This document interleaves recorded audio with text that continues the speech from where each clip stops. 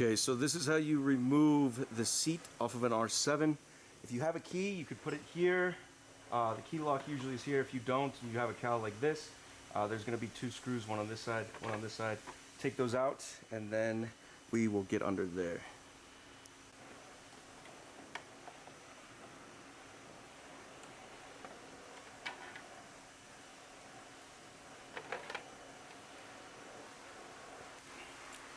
Next step, we got to get this bracket off here.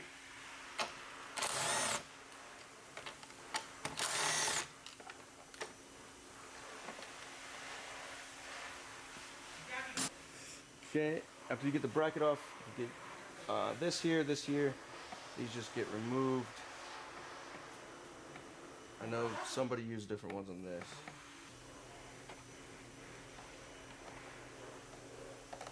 Okay, this pops up.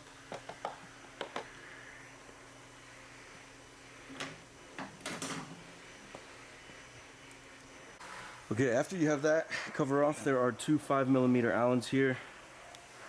So, take one, two. Sometimes they're a little bit of a pain. After you have those off, this should just lift back and then up. As so. I always put the bolts back so I know where they go. Now you have access to everything here.